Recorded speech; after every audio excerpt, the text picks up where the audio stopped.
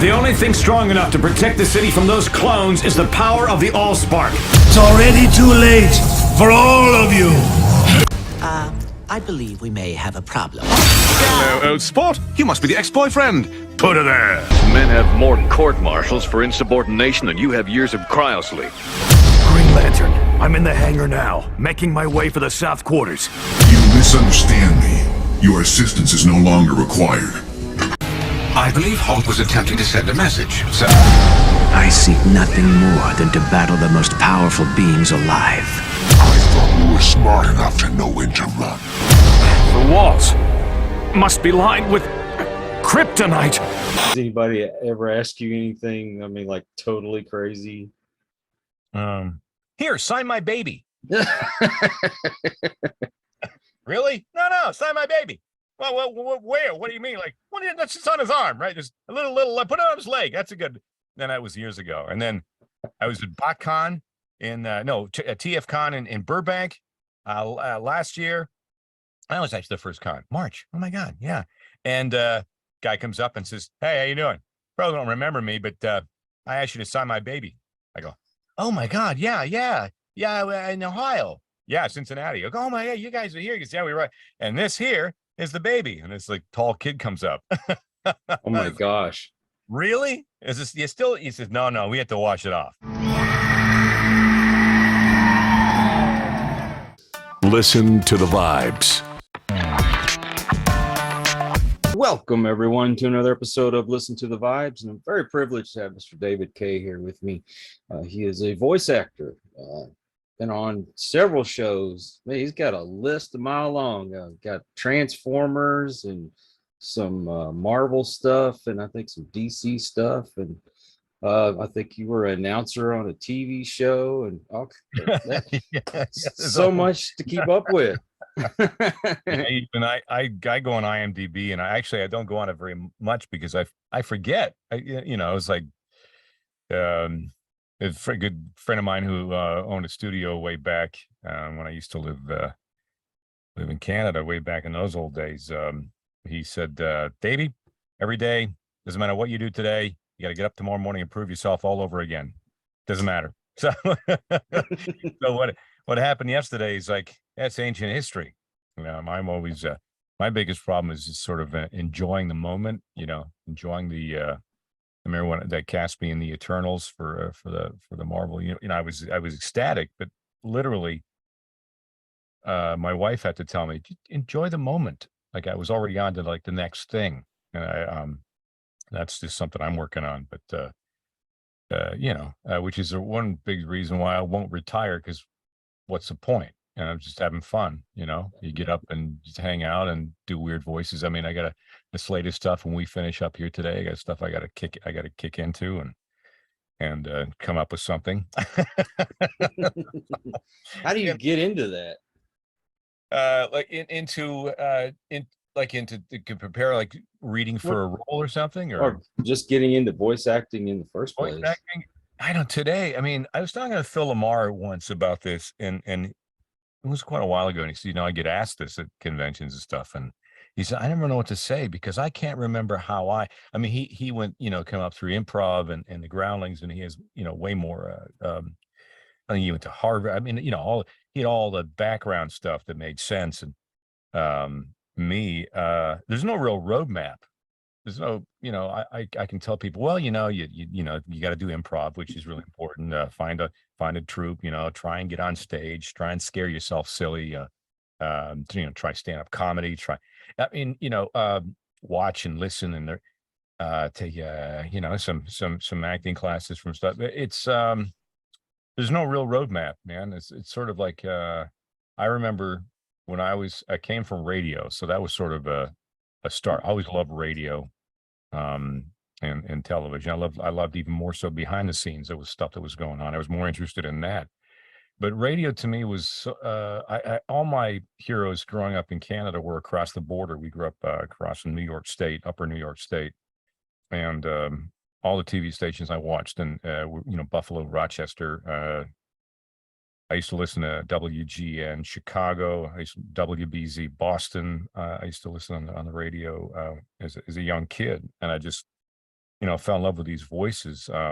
And I kind of wanted to do that. I wanted to play music and be a disc jockey, I guess, at one time, but I was enthralled by it. And so that's how I sort of got into it. And fast forward many years, I worked around the country, went over to Vancouver. And then that's when, at that time, Deke Animation was doing a lot of animation in Vancouver. Deke, DIC, stood for Dunning Canada. That's what I always tell. And I was, and that's where I got exposed to G.I. Joe and the first cartoons. And the anime was done there at Ocean Group in Vancouver. And I did a lot of, Sashomaru, the character, I did for years, was in that realm. And I started doing a lot. And I fell in love with that. And I thought, okay, how do I quit everything else and do this forever? And I was still in radio, and I guess it was, what year is it? 92, 93. And I started to get busy doing cartoons and some commercials. And as I was hustling out there, trying to getting a studio to just, give me a shot, read me something, because radio and voiceover don't really play well together. There's those voices you hear when you think of radio. You think of hey, 75 degrees downtown, here's Madonna. Yeah, and I don't know what the hell that was. Like, what is hell or weather for, so, when you go in to read a spot, you're different. It's a different read. It's a different personality, a different voice. And so any commercials we were given to do at the radio station, which I begged them to do, like Toyota spots or Honda, they were all this copy jammed into 30 seconds, and you couldn't do anything with it but just scream through it and move on to the next thing. And I remember begging this one producer, this one studio in Vancouver, they did a lot of national stuff, and so just read me on something, man. Just read, even if you think I can't do it, just bring me in. He goes, and we became friends. And he said, yeah, okay, listen, come on in. I got a couple things. And I booked it. And he goes, wow, man. And so it takes one person to just say yes. And so I made it my goal to leave the radio business and really focus on the opportunities in commercial and animation in Vancouver at the time were presenting themselves. And I guess it was 93, 94. I was working in television, doing some on-camera stuff and some voiceover. Was getting busier. I started doing affiliate work for stations around the U.S. and Canada and other parts of the planet. The voice of the radio station, TV station, promo voice. Right. And so I started getting busier, and I was like less and less interested in doing this. LG73 is Madonna. Boom. And I, back to watching the Monkees on MTV. The GM finally pulled me into his office one day and said, you don't really want to be here, do you? I went, man, I don't think so, honestly. And he goes, you know what? Let's just 2 weeks. Let's call it a day. I know you really want to, I think you should go and do that. And so it was a mutual firing of each other. And that was the beginning of the career. I had our first child, my daughter, and I was laser focused. All right, I know what I got to do. I got to provide for these people. I'm going to just, focus on this. And it wound its way, we emigrated here in 2007, became citizens not long 5 years after that. And, never looked back. It's the best decision I ever made. It's sort of, that's in a nutshell. But I always say, look, if you want to play in the major leagues, you want to play in the major leagues, Major League Baseball, or National Hockey League, you want to play in the NFL, you gotta go, and you gotta be and play with the best players. Because I always believe in playing up and learn from those people. And it's just been it's an awesome ride, man. And it continues to be. It's just who knew? And things could have been worse. You could have ended up making a song like Disco Duck or something.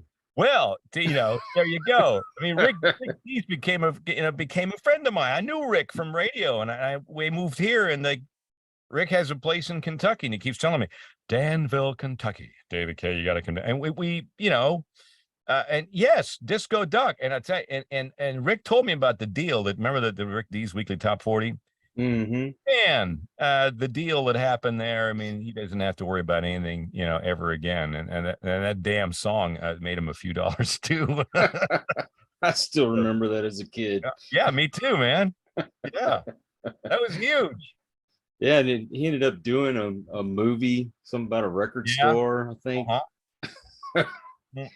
Hey, the guy was great. He taught me a lot. And actually I have to reach out to him. We moved out of LA since, and I haven't been in touch for a bit, but yeah, we're always sort of, I would get a random text from Rick, David Kaye, and it'd be a joke or something he'd send. And but yeah, no, it's the people you meet along the way. The one of my favorite Dr. Seuss books, was such a favorite of mine. I ended up buying a print of that thing, well, the places you'll go. My mother used to read that to me, and I always think about that book, about the places you go, and you just never know that the balloon's floating up and the wind blows and it takes you in a certain direction. Yeah, it's pretty surreal, honestly, Well, what's amazing is how, I don't know about you, I had dreams of what I wanted to do when I got older, and it didn't happen. But I ended up falling into doing this and didn't realize how much I loved it. Yeah. And now I can't imagine doing anything else. Yeah. I keep telling people, I was in a podcast a couple of days ago. I said, you know what? Man, people sort of see, it's been 30 years of blood, sweat, and tears, 30 years plus of just, hustle but you love it. I said, don't ever go into this thinking about money or thinking about fame. Do not, that is don't even bother. You have to find something that you look forward to getting up on a Monday morning to do. That's the trick. If I teach my kids one thing, it's to find something that you're passionate about and you can't wait for Monday. Because Fridays to me everybody's like, woo, Friday, woo. Okay. And I'm like, to me it's like, so I guess I'm not going to be working for a couple of days, huh? All right. Well, I guess I'll go do sports or work out. And I'm looking for it on Monday. What's it going to bring? Because I'm used to that, not knowing. It's that it's literally Monday is Christmas. It's like, oh, okay, what do we got? My dad could never figure that out. I remember going to an animation session. I was doing a Kuma, I think it was. What was that? Street Fighter, way back. That was when I was still in Canada. And I had to go in. They called me in because there was a couple of grunts and a couple of screams they didn't get on the session. So listen, they're in there recording another session, but can you drop in and just, do that? They're going to pick it up and then send it. I go, sure. So, excuse me, we drove over and I did the thing. And it's like, whatever I did. And then I signed the thing, the agreement, and they give me the contract because they got to pay you every time they go in. I threw it on the floor in the car. I went, okay. I got to go to the next thing. And dad was with me. They were visiting, and I never discuss anything like that even with the parents. I think it's in bad form. It's nobody's business.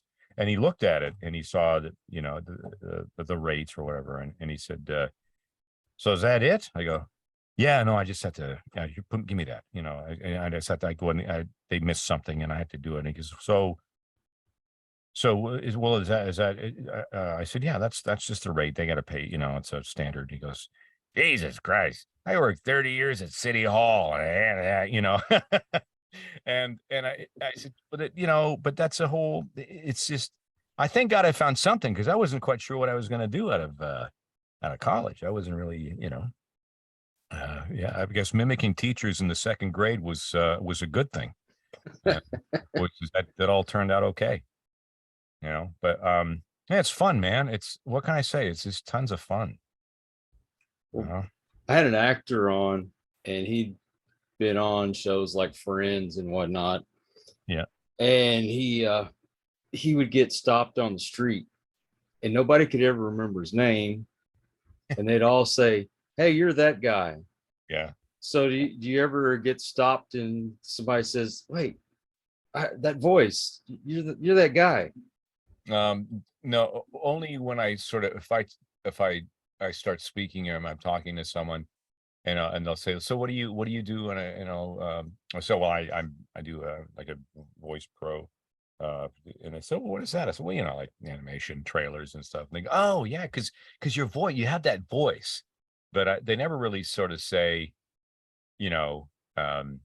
unless they're Transformers fans or whatever, and somebody asked me to say yes, and they know that where that comes from, then they really don't know. And I actually really prefer that. I really don't. Friend of mine was he's an on-camera guy, and he loved the attention, and I couldn't stand it. Like even social media, I'm like, if I didn't have to do that, I'd be not doing it. I don't know. That's right. Yeah, so it doesn't matter to me. It's just about doing the work, about having fun, about going in.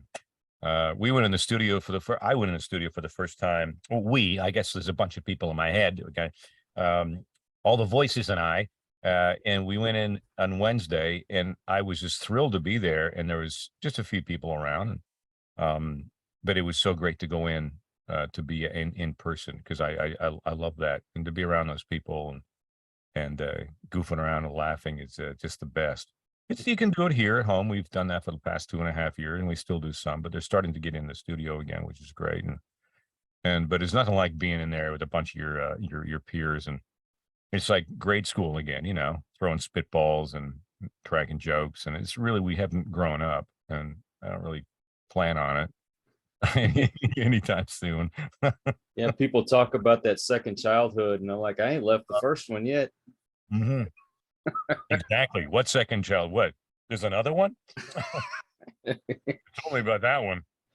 Did you ever been to a party and somebody recognizes your voice and like, hey, do that voice, do that voice? Only if they ask me something. I won't offer up the information. I'm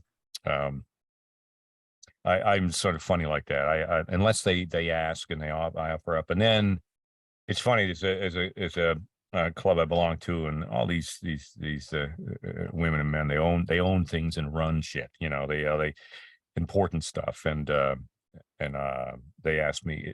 I'm always interested in how they got to that position, and well, how did you get to own that strip mall? Wow, so how does that? And then I tell them what I do, and all of them are really interested in what I'm doing. All of a sudden, they think it's kind of neat. So it's kind of an honor. I'm more interested in what they do, and they look at me with the voice stuff, and they're quite interested in it, because it's not part of their world. And I always say, someone's going to find out I really don't know what I'm doing, and they're going to call me on it. Someone's going to say, oh, wait a minute, you don't know. Come on, get out of our film. Come on, you don't know anything. That's how my life has been. It's just trying to pull the wool over their eyes. That's what Rob Paulson said to me. BK, man, first of all, I can't believe we're getting paid for this. Like, I can't believe, can you believe that? I mean, and second of all, how much fun is this? Are you kidding me? We're in here like, and he's right. He's right. There's people that do important stuff, and we're all in goofing around. But on that note, though, there's sort of there's a responsibility. I mean, I guess we're just storytellers. I guess goes back to the ancient Greeks or further, on cave walls. It's telling stories, and if it brings people some joy and takes them out of their life and into this imaginary of this world, I think that's a really cool thing. There was a Transformers convention, and it was Tara Strong and Bumper Robinson, myself, I believe, but we were doing a panel. And there was a woman in the audience to put up a hand, and she had a little boy beside him. And she said, I just want to let you guys know, I really appreciate what you all do. And I just want to let you know that my son was in hospital, and he had a really rough time. And I'm not sure what he was, suffering with. And it wasn't good, but he was there, and he looked great. He said, I just want to let you know that what you all did probably saved my son's life. And she started to tear up. Oh. And said that he watched the TF animated series and Optimus, and it kept him going. And where I'm like, oh, that hit. And so I went down, I grabbed him, and we brought him up on stage to sit with us. And you realize that, I always thought we're just doing like we're playing around doing goofy voices, but it means something. Like I've countless times people told me stories about your character helped save my life, or got me through my horrible childhood, or got me. It's a lot of people suffering out there in a all I can do is bring him joy, a little bit of joy. That's my job, I guess, you know, and I'm okay with that. Well, that's kind of the way I felt growing up with people like Mel Blanc and Oh God, yeah. Casey Kasem. An American Top 40. Yeah, Casey. Yeah. Well, I mean, Casey did what Shaggy and did Robin on Super Friends. Yeah. Tons. Yeah. Ted Knight was the announcer on there. He was one of my favorites. I love Ted Knight. Hello, Ted. You know, it's just that I call upon that voice for numerous occasions. He was so great.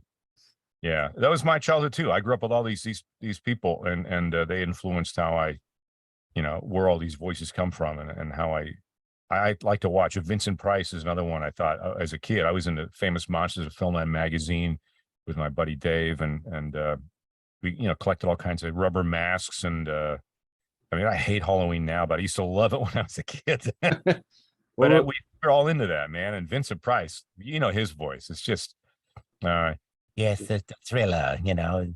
and he's just freaking so good. And I just draw on those voices for ideas.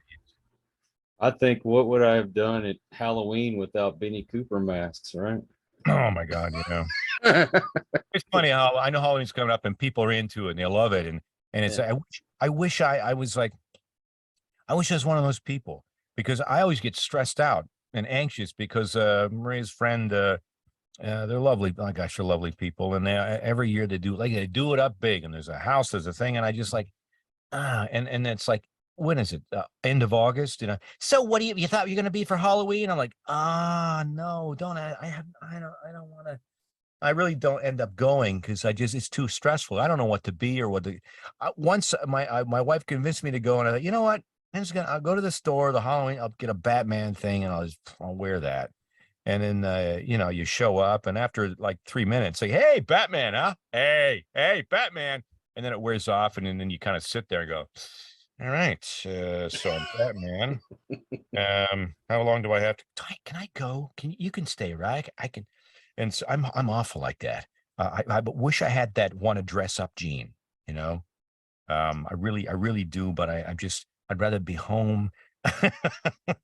It's just, you know, watch like a creepy movie or something, or I don't know what happened. It's from the kid, the adult. I guess maybe I just got older and less fun. I don't know. Well, for me, I mean, I hated being myself growing up. I always wanted to be somebody else. So that's why I loved Halloween. Yeah. And I still love Halloween. Plus, you know, I got the grandkids. So well, yeah, see that you have see, I haven't got grandkids yet, and I know that's coming, and I'm sure I'll change my tune. But to your point, like all my life, and especially in voiceover, people ask, you know, how did this and how did that? I said, you know, number one, you got to be comfortable with who you are, and you can't care, because all our lives we spend wearing these masks and pretending we're somebody else, and we're playing Halloween, you know, we're out, and it's until you relax into who you actually are and use your own voice and come from there, and that's where the truth is. And I went doing a trailer. I was doing a Clint Eastwood movie. What was one of the ones he did? Richard Jewell. I've been scratching trailers for many years and getting some work, and I'm you know, I'm busier and busier all the time. But it wasn't until that damn trailer I was so frustrated, because the words came in. It was Richard Jewell, rated PG-13. Richard Jewell in theaters Friday, and I said, I don't know, I'll just send that. And then they call and say, hey, listen, they want you for Richard Jewell, and also the Warner Brothers folks, they liked it, and so they want to put you on this other movie. And I go, what? I said, I didn't do anything. And he said, exactly. So just be you, just PG-13 in theaters Friday, Richard. So I go, oh, so it's taken me 35 years to just stop it. But yeah, that's why I found, you know, you finally, in this business, you find out who you are on a daily basis. You find out parts of yourself, and any character you do, parts of yourself are in all these characters, and it's a matter of you know, giving them a breath, giving them a heartbeat, a soul, a laugh, a cry. You get, you know, it has to be real and truthful. Otherwise, you know, I yeah, that's when I work toward every character, everything I get. It's got to be grounded, and it just takes a long time to get to that point. You know, I think the longer we're on the planet, the more we have a reference point, the more we can, you know, put those things into the characters we do and make them useful, because you know we have some time on the planet. Right? And you go to a lot of cons, I assume. Starting to again, yeah. I never really. Again, I like to stay home, and if I haven't been to a particular place, I'll kind of go, no, I've never been there. Yeah, you know what? I'll go. It's a lot. Like they're busy, and it's a lot of energy. And you get on the plane home, you're like, I'm done. I'm done. And I started to get a little busy, and the pandemic hit, and I didn't want to go anywhere because I didn't even want to get a cold because of what I do. So I was like, you know what? I'm good. And then, you know, Dallas was my first one about 4 or 5 months ago, and it was so great, and it felt good to see everybody. I did Nashville. I got Chicago coming up in a couple of weeks, and 21st, 23rd, TF Con. Peter Collin and I are going to be there. And I got SAC Anime, I think, is coming up in January in Florida. God bless the folks down there, man. It's just what a mess. Hopefully it's gonna be okay by the time we get there. It's heartbreaking. Yeah. I saw some of the pictures the other night. All you could do is shake your head and say, thank God it wasn't me. But yeah, there's nothing you can do. But yeah, so hopefully by the time February rolls around, it's looking okay. But yeah, so I'm doing more and more, and it's did Phoenix, the Game On Expo, and it's really great because without the fans, I tell people, look, without you guys, without the fan, we don't exist. There's no point. And yeah, it's nice to just sort of see each other face to face again. I really miss that. But I try and limit it to once a month or less. I like to be home. Yeah, I don't blame you. You go to all these cons and you do those panels. What's the one question they seem to ask over and over and over again? People ask, like, what's it like to work with so-and-so? What's it like to work with so-and-so? I think people ask that, I think, honestly, just to sort of try and put themselves in a situation where they would like, it must be great to be able to work with these people. And it is. I mean, I would never say otherwise. Very, very few, if ever, I've had a bad experience working with anybody. It's always great to work with all these people. They make it joyful, make it fun. That's one of the questions. What's it like to work with? Who? Other is they asked me to say excellent and yes, because I have a catchphrase or two, which is kind of cool. There's been some good questions too about, I don't know, coming up with characters and how you breathe life into them.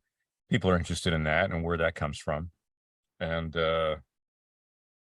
yeah, those are some of the basic questions. The hardest ones to answer are the ones that, like for Sesshomaru and for Yashahime and Yasha before, we would come in, it's the anime. So instead of like prelay where you're all in the room together, anime, obviously you do your lines and then you leave and somebody else comes in, does their lines, 3 beeps, beep, beep, beep, and then you try and match the lip flaps and act yourself out of a paper bag. It's different. So we did 7 years of Inuyasha, and I had no idea who else was on the show except Richard Cox, because Rich and I are friends, so I knew he was on the show. But they ask about that, and they ask about the storyline. Now, I know some of it because you've got 700 pages of dialogue, and few of those are your lines. And so to go through each episode all the time, and there's just no time. So the director will say, okay, in this scene, this is what happens. You've had a fight with so-and-so, you're going to, and they set it up for you. And then you do your line. You do it a couple times or once if it works, and then you move on. So when people ask me about, what did you think when Sesshomaru talked, and I go, I said, man, I wish I knew, I wish I remember. And some people who do anime are into, they know the storyline and everything. And that's great. I haven't really figured it out. I have to take me a long time to go back and watch that thing. It's like if you're not into Star Wars, and then somebody says, "Hey, Star Wars," and you're like, "I got no idea." It's a little bit of research. So those questions are hard to ask if I haven't seen the show or been familiar, because yeah, ultimately you go in, you do your job, and you move on to the next thing. It's important to people, so I try to do my best. Does anybody ever ask you anything? I mean, like totally crazy? Here, sign my baby. Really? No, sign my baby. Well, where? What do you mean? Like, that's just on his arm, right? Just a little, put it on his leg. That's a good. Then that was years ago. And then I was at BotCon TFCon in Burbank last year. That was actually the first con, March. Oh my God, yeah. And guy comes up and says, "Hey, how you doing? Probably don't remember me, but I asked you to sign my baby." I go, "Oh my God, yeah, in Ohio, yeah, Cincinnati." I go, "Oh my God, you guys are here?" Because yeah, we're right. And this here is the baby, and this like tall kid comes up. Oh my gosh, really? Is this you still? He says, "No, we have to wash it off." Oh. He said, "This is the baby you signed." I go, "Wow, yeah, that was never had signed a baby before. I can say I have. Here, sign my baby." When you do get all these questions, there's ever anything you want to be asked or you want to talk about that you never get to? No, not really.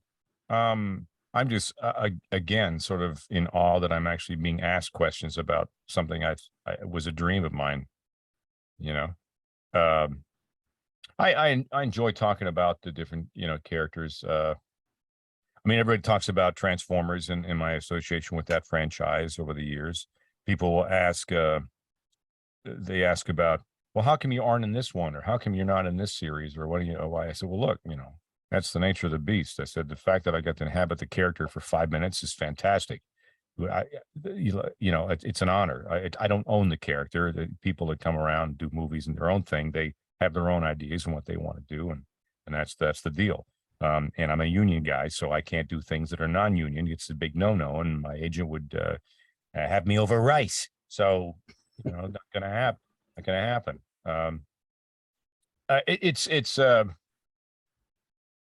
I mean, I came up before there was social media. You and I know what that was like, and so we deal with that now.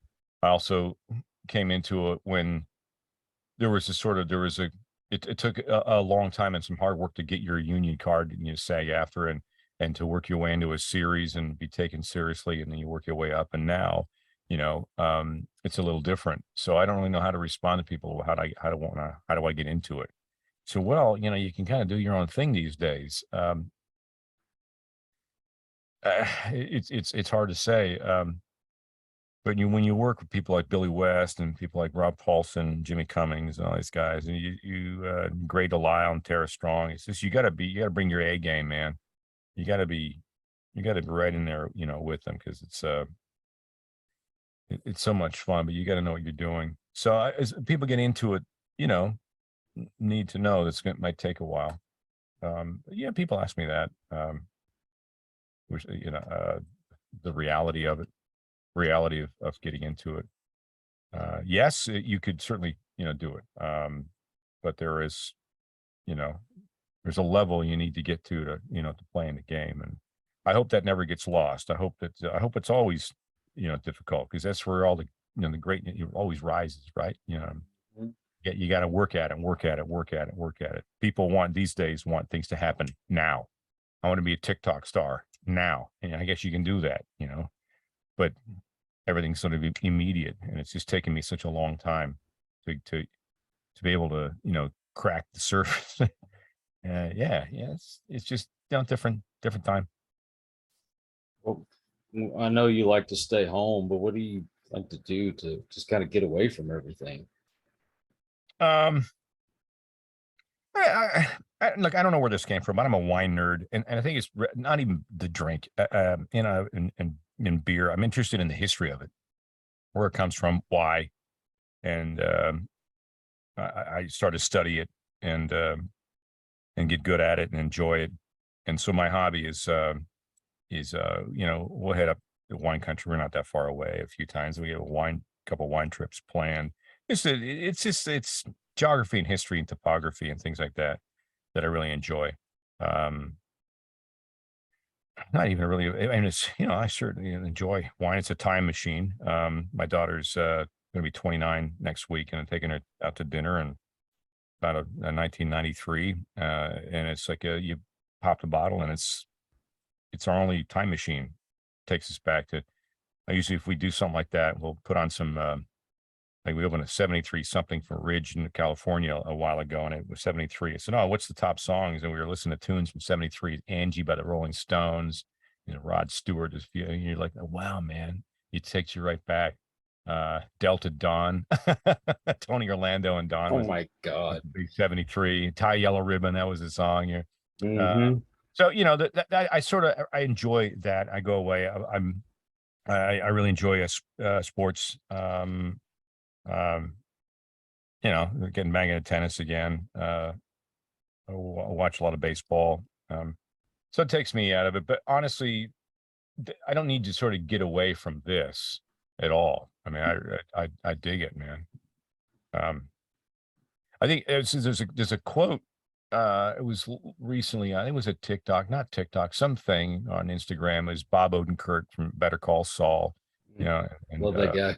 Oh my God. And somebody asked him, and I think it was brilliant, because they said, well, you know, what's the secret to, you know, to acting? What's the, you know, the question that he gets asked is, you know what? He said, make living your life the most important thing. Make that the priority, make it number one. And then acting, you know, 2, 3 down the line somewhere, but make living your life and your friends and, you know, your loved ones, make those things the priority. And then, you know, down here, because he's right, because all that. So when you got that stuff sort of figured out and you're happy there, then that will translate into your career. But that's really, you know, the most important thing is just do that stuff, enjoy that. This show is all about inspiring and motivating people. And there's some folks out there that, I mean, they've been through hell and back again. Yeah. And they want to know that there's hope. I mean, is there been times in your life where you've just hit that one big hurdle that you've had to overcome? Every day. I fail. I tell my son this. He said, I fail, you know, 10 to 20 times a day. But I also win once in a while. And it's a big deal, you know? So yeah, man, my life has been a series of failures, one after another, just in the nature of what we do. You know, we think, this is the one, and we read, I don't know how many things, trailers and animation, things that we, you know, we think, okay, you know, and for whatever reason, it's nothing to do with, it could be other reasons at work and play, producer's friend or whatever, that you're not the person, you're not anything. What do I got to do? Really? I put my soul into this and nothing.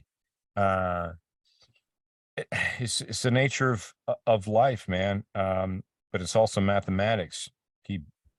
Just keep doing it. Keep doing it. Don't stop. My manager said, hey, man, we took you on because you know what you're doing. Just keep doing what you're doing. You got this. You're fine. Everything sounds great. Keep doing what you're doing. You can't give up. I mean, you really can. And it's so freaking easy to. But yeah, man, I mean, I've had a successful career, and it's, you know, they still want David Kaye, which is amazing. But I fail every day a lot. So, you know, yeah, keep doing it, keep moving. Well, so what would you say has been your crowning achievement in your career? It hasn't happened yet. That's a good answer. I like that. No, it hasn't happened yet. But look, one of the things though is pretty cool was one of the first movies I saw back in the movie theater was The Eternals, and I didn't know I was going to be in it until the last minute. I thought, they're going to replace me with some celebrity. It's okay, I get it. But they kept me in, and we went to see the damn movie, and it was pretty cool just to hear the voice. But one of my first best friends had passed away this past year. Went out for a run in Toronto and it wasn't feeling good, and his wife was taking him to the hospital, and he checked out. And that's the last person we ever thought, you know. and it was just so weird because he was a kid I used to go to hang out on Saturday mornings when he was 14, I was 13. He had this part-time job in Sandy's bookstore in my hometown, just northeast of Toronto, called Peterborough. And it's all creaky wooden stairs, and it smelled like that dusty, cardboard, print magazine paper, that smell. And I used to love hanging out there. And Dave was organizing all the comics, and there's like boxes of Marvel and DC. I couldn't imagine what they're worth now. Just to think, close my eyes and see we were just surrounded by comics. And I used to go and hang out with him while he just organized, and we'd look through comics. And he introduced me to Jack Kirby and Stan Lee, and in particular the Eternals, because I remember six issues, Jack Kirby, and there were the Eternals, and no one really knew about them. And I remember leafing through, we were looking at them, and to think that many years later I would be somehow involved in that movie, and that Dave introduced me to all these wonderful characters that I've since got a chance to play, Baron von Zemo and Iron Man and Superman, and I played Batman in a couple things, and it's just so I have Dave to thank for that, to exposing me to that world, because I'm not sure if I would have. I don't know, but those Saturday mornings in that old comic shop, that old bookstore, Sandy's downstairs, were some of the most treasured memories and moments in my life when I think back. And that's pretty cool. Yeah. I don't think that anything is a coincidence. Everything happens for a reason. Your path was laid out. All you had to do was make the right decisions along the way. And man. I tell people that too. Hey, look, the universe throws up some signs, and the universe like, hello, you got to open that door, and you got to make the right choice. But you have to, you got to those signs. You got to watch for those signs, and I call them smart ass Buddhas. These people you meet, they're not necessarily priests or people in power or people in this. They're just everyday Joes that you'd never think that they had anything to give to your life. But you could be riding up a ski lift with some silver fox dude who's like retired, and he says something like, "Hey man, don't forget to so and so." And I go, and you think about what he said, and you're like, wow, that was pretty profound. These people along the way that say things that completely change the trajectory of your life. And so listen to those people. That doesn't come from people you expect it to come from, even parents or father figures and mother figures. These are just everyday people. It could be the school crossing guard, could be, librarian, could be the guy, who knows, could be anyone walking by. A prime example is my dad and I are in New York City. We're near Carnegie Deli, and we're uptown, and I just happened to say, we should grab a sandwich at Carnegie, and then this old guy walking by us just happened to hear the conversation. And New Yorkers are just direct and outright. And I love that. He says, "What's the matter with Katz's?" I go, "Yeah, you know what we could take the 9 train downtown." And I go, "Yeah, let's hop on it." So we went down to Katz's, and I had this amazing, I'm like, "Oh my God, this is fantastic." And the famous Katz's Deli. And then we walked out and we're walking around like a block over, and then we're in front of the Blue Note. I go, "Hey, BB King." And the guy standing there says, "Yeah," he said, "it's all sold out, but if you want to wait in this line here for a couple of hours, you can probably get a seat at the bar and have some dinner." I go, "Dad, you want?" He goes, "Sure, okay." So because the guy said, the smart ass Buddha walking by, "What's the matter with Katz's?" My dad and I had a chance to see BB King in at the Blue Note in New York, and and I'm like, oh, come on. And so listen to those people. I appreciate your time, you coming on and talking with us. And, maybe there's that little kid that's listening to this and says, "Oh, I want to do that when I get older." And, "Oh, Mr. K is pretty cool." Yeah, that's the thing. You can. I mean, that's the other thing about doing the conventions, is seeing people, in person. It's you see, those people inspire me, to be better and to realize, and to be grateful. And we've become friends over the years. All these conventions and the Transformer stuff.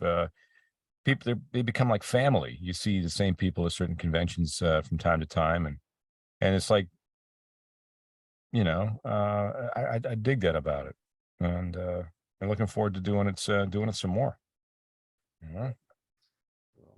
Well, thank you. It's again, I can't stress enough how surreal it is, because I have my heroes and stuff, and I was able to talk to a few of them, but you people like you inspire me just to keep bringing joy, keep doing some fun things, keep do what I can.